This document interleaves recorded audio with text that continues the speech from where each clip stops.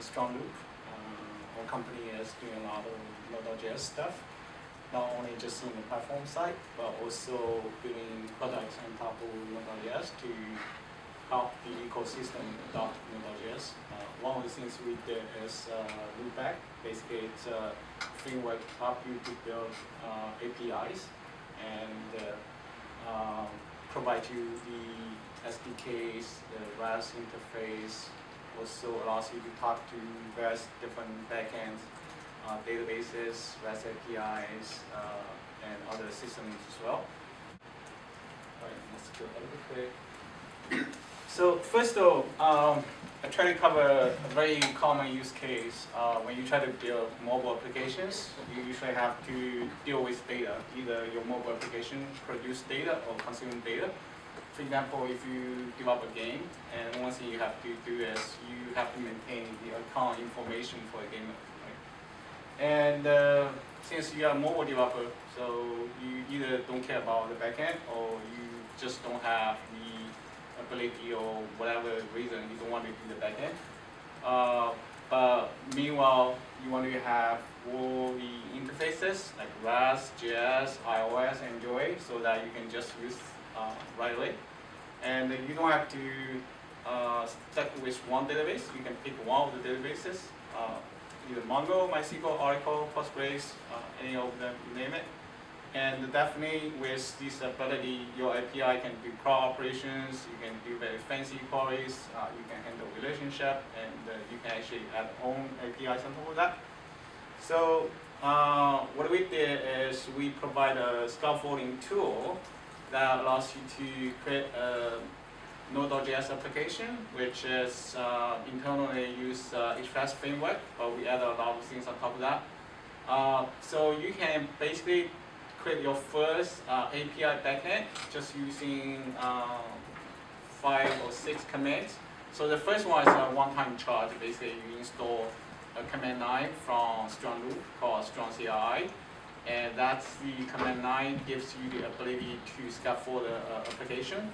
So the first one, create a project named Loopback-MySQL example. Then you go to that directory, you create a connectivity to MySQL. Then you define a data model with a few properties. Then you install an additional module called Loopback Connect MySQL, which will allow you to talk to MySQL database. Then you go to the JSON file called datasource.json, basically adding your connecting information. You give the hostname, port number, database, username, password. Right? Then you are ready to go. Basically, you can just run Node app to bring up your application. Then you can start to play with the API. So let me switch to the demo mode so I can kick off the.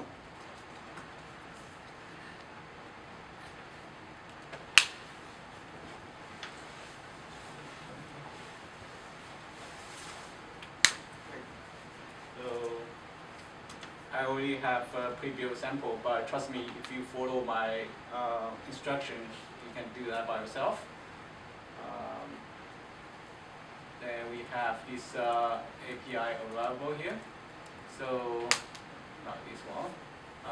So basically, you can go to the API URL and you have a plural name of your model name. So you can go here and you actually get the information from your database.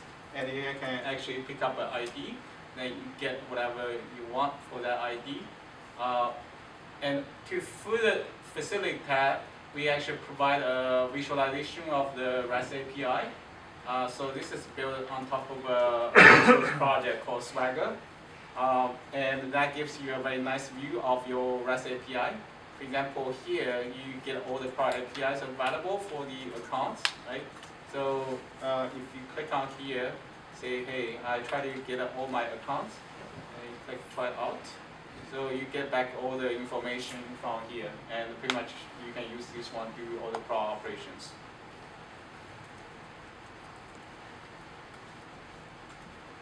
So all the information you can actually directly check out from Strong Loop community. This repository called Loopback-MySQL example. And because of the time constraints, I cannot demonstrate more features. For example, you can just modify the connection, so you can swap from like MySQL to MongoDB. And the other thing is, because we are in MySQL, right? So MySQL is a relational database. You have a model, then you need to have a table, right? What if you don't have a table?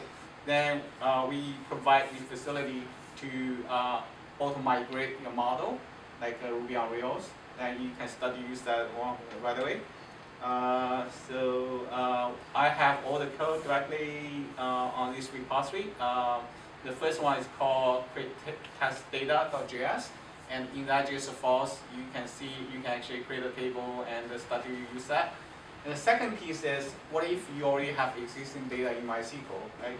So we provide a facility which allows you to discover the schemas from the database and actually build the loopback model from that. Then all of a sudden, you for the tables, you have corresponding JavaScript class which describe your table structure, so you can do the JavaScript crawl operations against the table right away. So what's the magic behind this one? So that's the so-called Loopback framework. It's the open source mobile backend framework that powered by NodeJS, and there's a whole bunch of marketing page. I don't have to go through them, but for those who are interested about the whole architecture of Loopback, the basic idea is we have Node.js API server, and the core of the API server is a list of data models.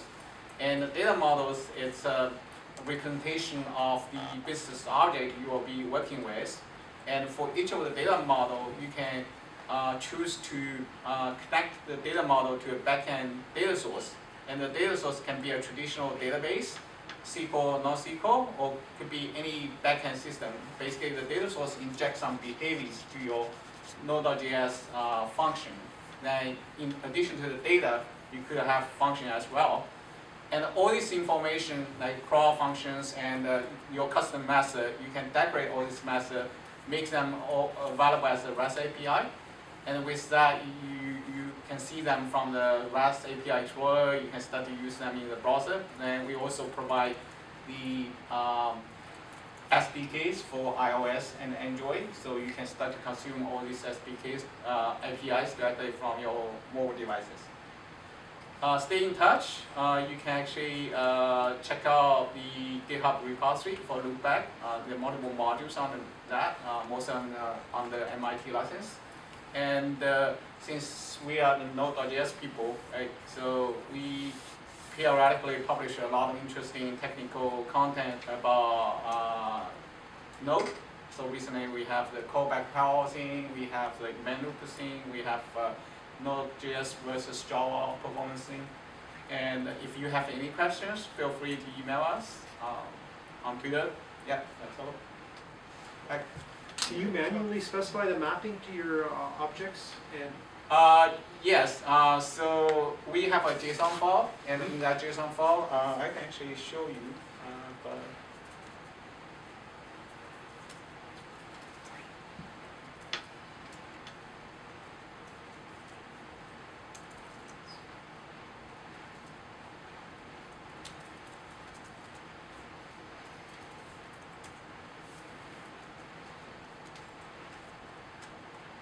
So here's the account model we create from the CLI. So from here, you don't see any database specific information. So you just see a list of properties and the types. But we have extension to this file, which allows you to define the database mapping. So you can say, hey, we have a relational database. Here's the database name, here's the schema name, and then you can map the property into different column names, and you can also specify the database types for that too. What about validation? Yeah, so validation is part of the modeling story, because now you have some metadata to describe your model, and this one is the simplest form, which just gives you a structure and the typing, but you can further constrain that with For example, if it's a string, you can apply like a regular expression patterns. For a number, you can define a range.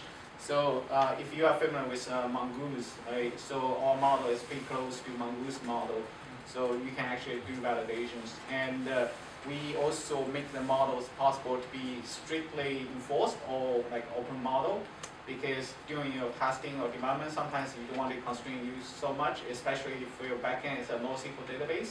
Right? So you can have a free-form model. You don't have to define the structure up front. But for the model backed by a relational database, usually you have to predefine all the property because you have columns in the table. Yeah. Did you create your own ORM, ODM, or are you using something like Bookshelf and? That's a good question. So we initially leveraged an open source project called JavaLinDB. So it's a Node.js based ORM, and we forked it. So we added a lot of advanced features on top of that. For example, how you enable the schema discovery, how you do remoting, and so we now have a module called Loopback data source juggler, which functions as an OIM, but it's not strictly OIM because the idea is you have JavaScript models, but the model would have some behaviors, right? So the database behavior is just one of that kind. Right? For database, you typically have crawl behaviors, but you can actually back a model with a REST API. For example, you can back a model with a Google Mapping API. Then you, all of a sudden, we're going to inject those backend methods onto your JavaScript object, so you can call get geocode. Then you pass in like your address, then we're going to call Google and give you back the geolocation. And we have a bunch of connectors out of the box. Like we have a in-memory one for testing. We have MySQL, Oracle, Mongo, and we have Postgres and some other things in the complement. How is auth specified? Sorry, what's that? Authentication. Authentication. So we have a few different pieces. First of all, we have, if you look at the architecture diagram,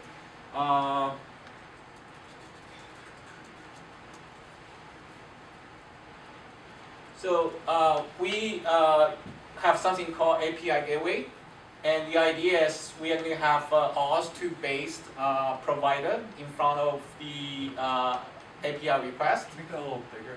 Oh, Yeah. sure. Yeah.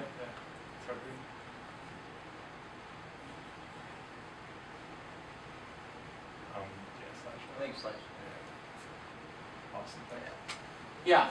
So we have this so-called API gateway. So the idea is we're going to facade all the API calls with OAuth2 provider, and you can get access tokens from the OAuth2 provider through a few different flows. Right? So you can use the redirection flow, you can use the client credential flow, or user ID password flow. So as long as you get a token, that token represents your permissions to the system.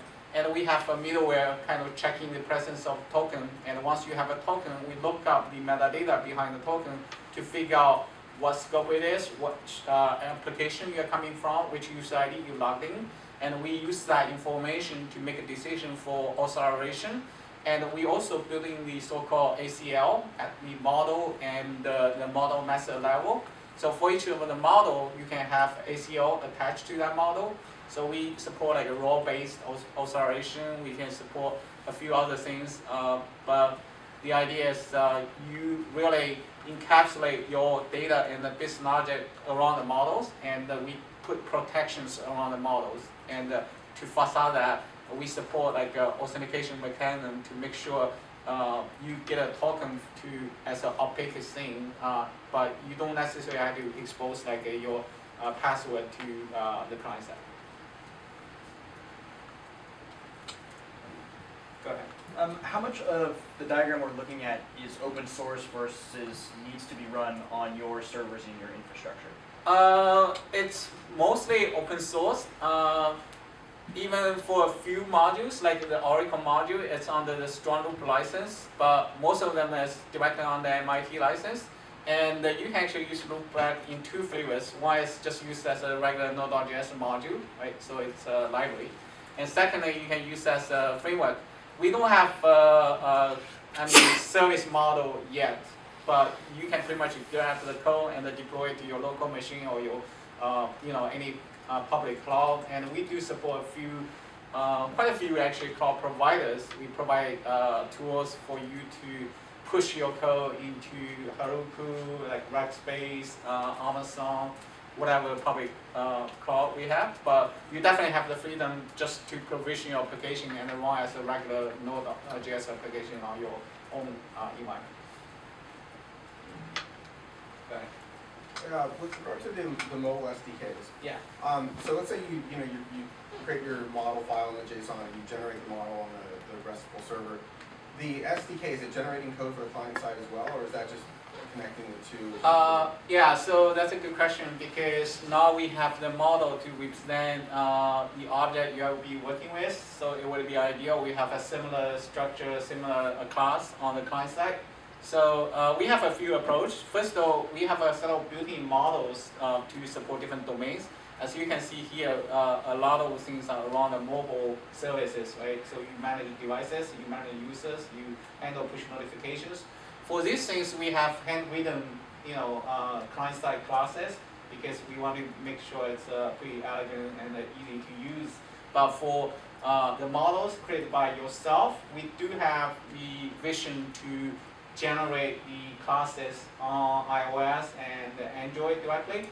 And we already experimented that with JavaScript a little bit. So we have AngularJS adapter, which take the metadata from your model definition and produce the resource declaration for Angular. And we also experiment another approach. Basically, Loopback has a bunch of APIs, right? So we browserify the Loopback API so that you can use the same API in your browser, and you have the freedom to choose which data source you attach to. Because, for example, if you try to cache that or you do offline application, you can connect to a local storage-based connector to store the data. But on the other hand, you can actually hook your model with the remote data source, which is further backed by the MySQL Oracle over REST. Right? So anytime you use the same API, say you create an instance for a account, basically that's saved through the REST API to our connector to MySQL. Right?